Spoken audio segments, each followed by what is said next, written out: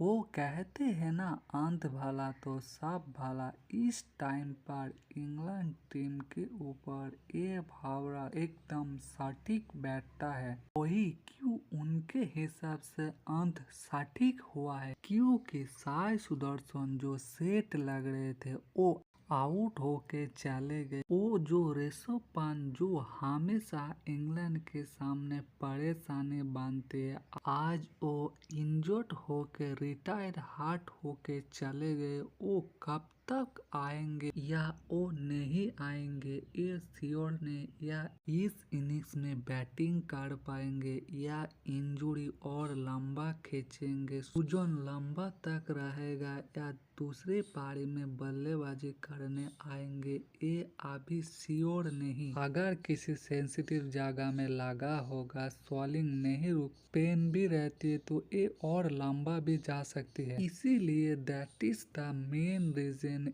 England वो most happy. चलो बीच में थोड़ा सा स्लो पड़ गए थे, शुरुआत में अच्छा स्टार्ट दिए थे, लास्ट में बहुत रन बनाए थे, आखिरी सेशन में तो पूरी तरह से इंग्लैंड के ऊपर डोमिनेशन किए। लास्ट में 265 रन बनाए 4 विकेट में। ऋषभ अगर बल्लेबाजी कर रहे होते तब इंग्लैंड के लिए दिक्कत होती, लेकिन अब इंडिया का लोअर ऑर्डर और टेल एंडर का शुरुआत हो जाएगी। आप लोगों ने देखा होगा इस टूर्नामेंट में इंडिया का टेल एंडर और लोअर ऑर्डर ने बिल्कुल रन नहीं बना पाए। इसीलिए आप जब ऋषभ नहीं है, इंग्लैंड को दूसरे डे में नए गेंद टेल एंडर विकेट लेना और इंग्लैंड दूसरी डे में अटैकिंग मोड में जाएंगे, यही उनका मेन टारगेट है। लेकिन आप लोगों ने देखा होगा एक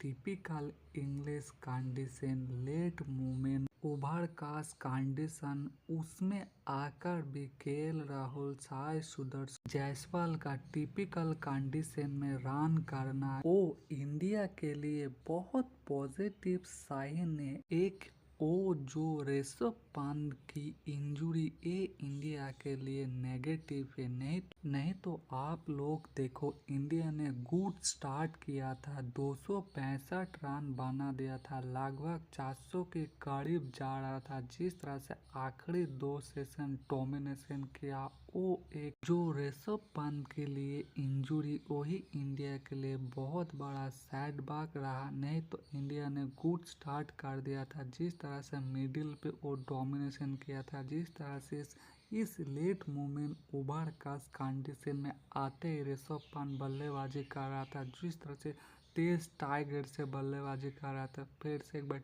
टिपिकल ऋषभ पंत वाला बल्लेबाजी कर रहा था।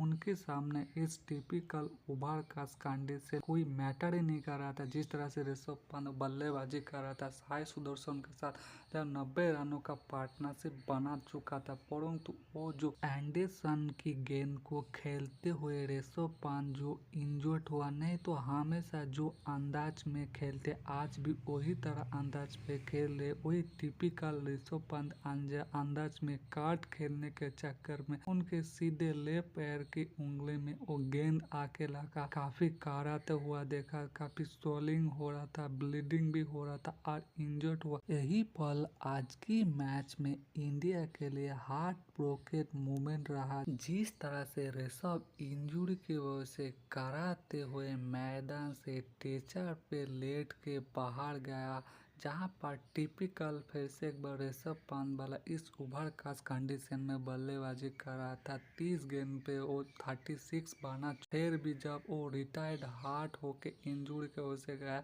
ये इंडिया के लिए सबसे बड़ा हार्ट ब्रेकिंग मोमेंट था। नहीं तो इंडिया लगभग 400 के करीब लीड पे जा रहा था। जिस तरह से उनको स्टार्ट मिल रहा था, जिस तरह से टिपिकल एक शानदार बल्लेबाजी कर रहा था। दूसरी तरफ साई सुदर्शन ने भी ग्रेट कमबैक किया। आज जिस तरह से उन्होंने बल्लेबाजी किया, पहले टेस्ट में फ्लॉप होने के बाद उनको ड्रॉप किया। उसके बाद जब चौथी टेस्ट में उनको मौका मिला मैनचेस्टर में, क्या ग्रेट कमबैक किया। ओपनिंग में शानदार स्टार्ट मिलने के बाद जब कप्तान गिल 12 रन बना के आउट होके वहां पर ऋषभ के साथ 70 रनों का एक पार्टनरशिप बना, खुद भी स्लो टारगेट से खेलने के बाद कंडीशन को पढ़ते हुए मैनचेस्टर में 150 गेंदों में 61 रनों धुआंधार पारी खेला और ग्रेट कमबैक किया। दूसरी तरफ से दोनों ओपनर केएल राहुल और जयसवाल ने अभी शानदार स्टार्ट दिया, परंतु कप्तान गिल ने आज डिसअपॉइंट किया।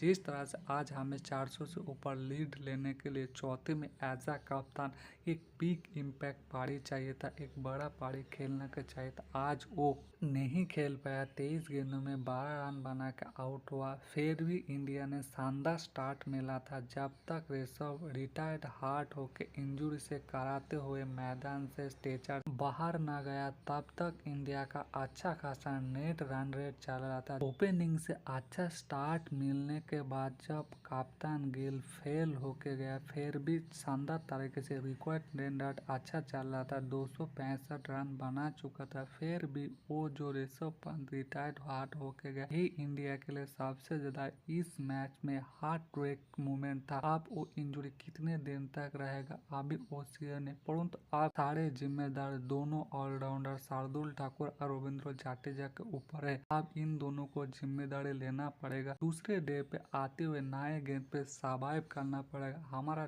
टेल एंडर को क्लिक करना पड़ेगा। आप लोगों ने देखा होगा दोस्तों, इस टूर्नामेंट के सीरीज की 3 टेस्ट में हमारा टेल एंडर ने वो बिग परफॉर्मेंस नहीं कर पाया। आज ये दोनों ऑलराउंडर को जिम्मेदारी लेना पड़े। दूसरे डे के एंड पे आते हुए 400 से ऊपर लीड लेके एक शानदार फिनिश कराना पड़ेगा। फिर से एक बार लॉर्ड ठाकुर को बिग इम्पैक्ट दिखाना पड़ेगा, यहाँ पर उनके अच्छा रिकॉर्ड भी। आज लॉर्ड ठाकुर 36 गेंदों में 19 रनों का नॉट आउट पारी खेल के डे 1 की एंड अच्छी तरह से किया है। उनके साथ रविंद्र जडेजा ने सेम 37 गेंदों में 19 रन बना के डे 1 एंड अच्छी तरह किए थे। दूसरे डे में जाते हुए इन दोनों ऑलराउंडर में एक बिग इम्पैक्ट, एक को सेंचुरी, एक को 80 से ऊपर पारी खेलना पड़ेगा और इंडिया को 450 से ऊपर लीड देना पड़ेगा। आप लोगों को क्या लगती है, ऋषभ पंत की इस रिटायर्ड इंजरी के बाद हमारा टेल एंडर और हमारा ये दो बिग सुपरस्टार ऑलराउंडर वो बिग इम्पैक्ट था पाएगा? दूसरे डे में हम 400 से ऊपर लीड ले पाएगा या 300 से नीचे ऑल आउट हो जाएगा, वहां पर अटैकिंग करेंगे इंग्लैंड? आप लोगों को क्या लगता है, कमेंट करके हमें बताना। चैनल को सब्सक्राइब पक्का करना।